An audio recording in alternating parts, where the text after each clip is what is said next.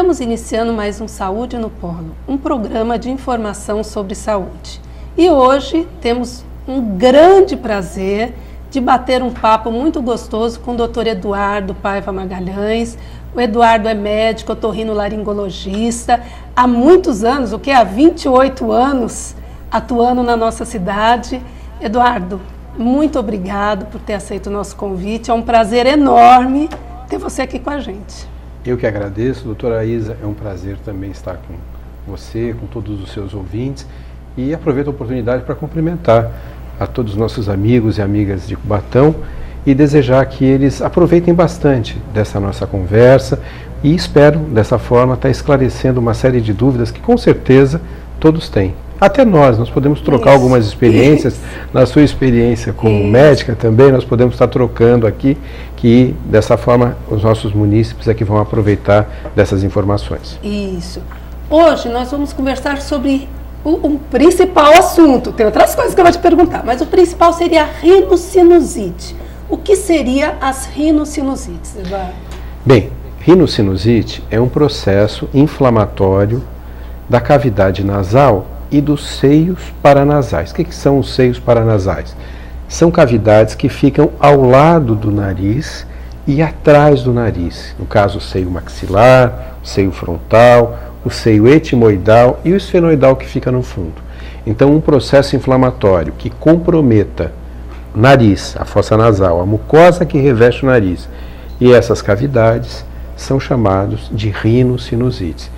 E é uma doença muito frequente aqui na nossa região por uma série de motivos, né? Como por exemplo?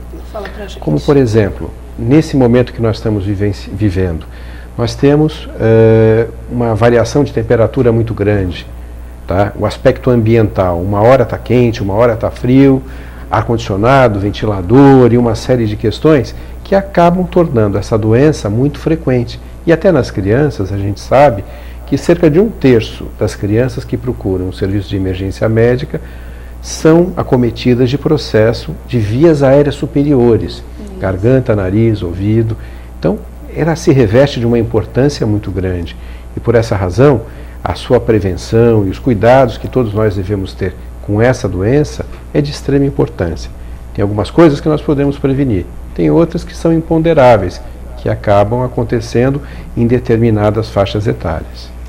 Eu achava importante a gente conversar um pouquinho, até para o pessoal que está nos assistindo em casa, mais ou menos a classificação, que muitas vezes pensa que a rinocinusite é uma coisa assim, aguda, tem uma classificação. É verdade. E eu acho extremamente importante essa sua pergunta por uma razão. Muitas vezes as pessoas se confundem um quadro alérgico, confundem um quadro viral, um quadro de uma rinocinusite por uma bactéria e acabam misturando as coisas e sem saber do que elas estão sendo acometidas. A gente sabe que uma rinocinusite aguda, ela permanece no indivíduo até aproximadamente 4 semanas. Até 4 semanas a gente pode caracterizar um quadro de inflamação das vias aéreas, nariz e seios paranasais, como um quadro agudo. Tá?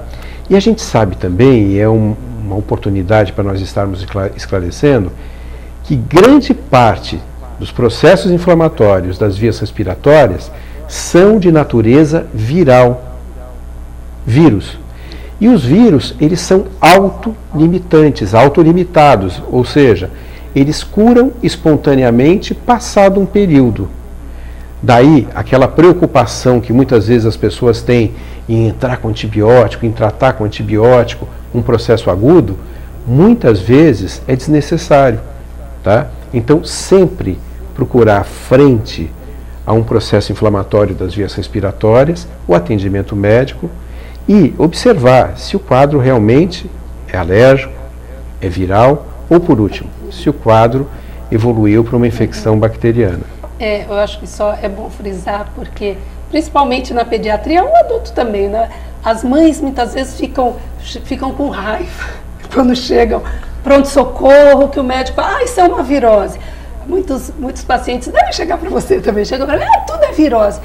Deixar bem claro assim, que uma gripe ou um outro tipo de virose não é que não seja nada.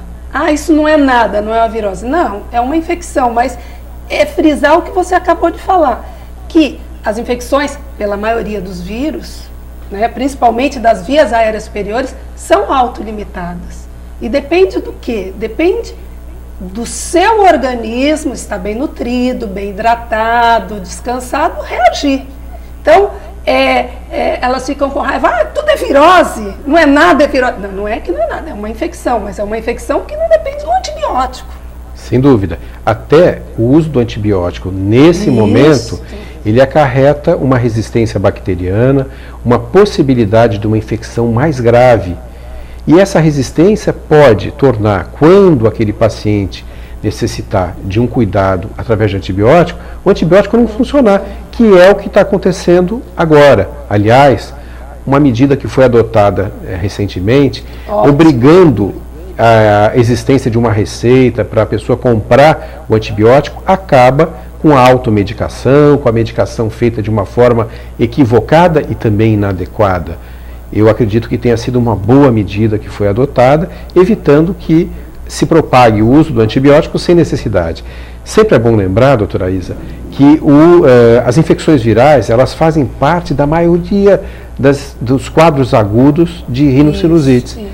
Uma exceção é você necessitar, numa rinocinusite, você entrar com antibiótico. Ou seja, aquele quadro que passou de 5 a 7 dias e persiste com uma intensidade de sintomas, persiste com febre, a secreção se tornou mais escura, passados 5 a 7 dias, uma piora do quadro nos faz imaginar, nos faz supor que a pessoa está evoluindo para um quadro de rinocinusite bacteriana.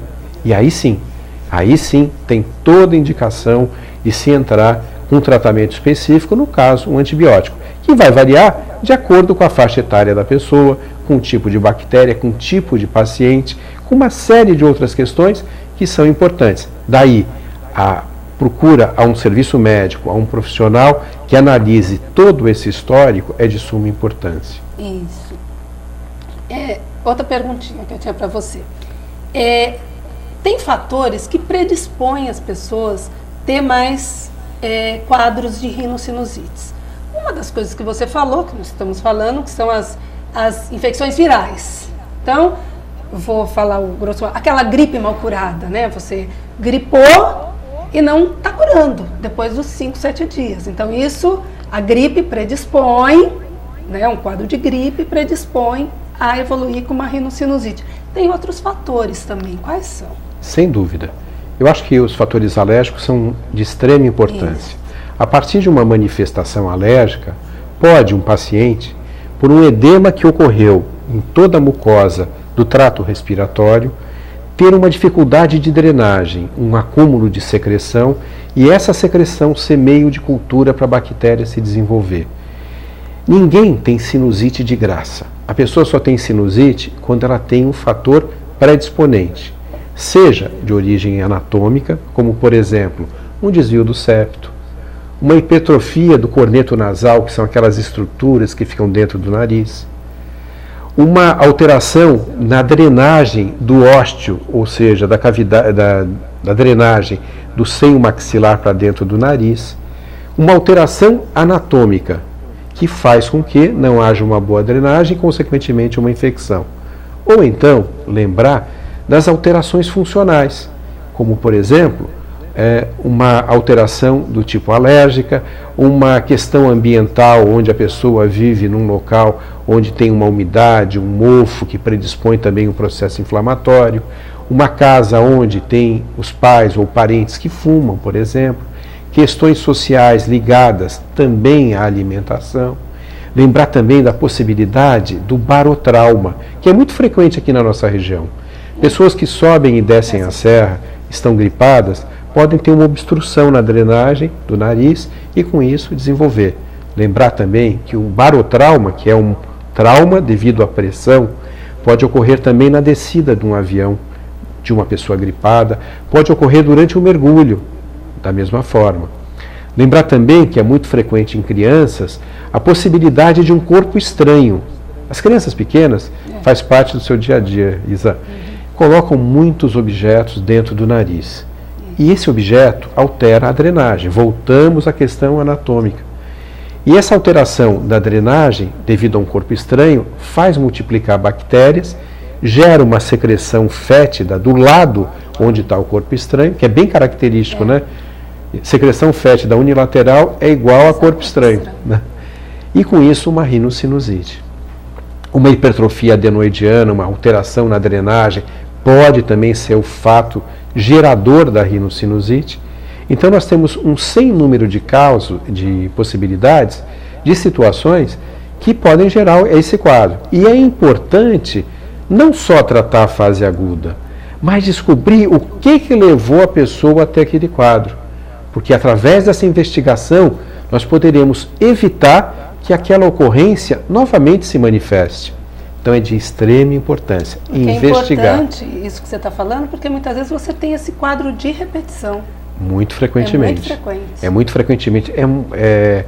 É muito frequente que as mães cheguem ao consultório e falem: olha, meu filho fica gripado inúmeras vezes durante o ano. Ele melhora uma gripe, piora, ele melhora, ele piora, ele melhora, ele piora. Lembrar, Isa, que as crianças, na sua tenra idade, devido a não ter o seu desenvolvimento do sistema de defesa totalmente competente, elas têm uma tendência a ter, durante um ano, 6 a 10 infecções de natureza viral. Seja pela parte da defesa baixa, ou ainda o fato de estar frequentando uma creche, também propicia esse tipo de situação. Pensar também nessas crises frequentes, na possibilidade de alergia, que também leva a esse tipo de manifestação. Então, investigar de uma forma bastante contundente a possibilidade que está levando a essa criança a ter tantas crises, seja de alergia, seja de sinusite de natureza viral ou ainda de natureza bacteriana. Tá bom. Só que agora a gente vai dar uma paradinha para um breve intervalo e já já a gente volta.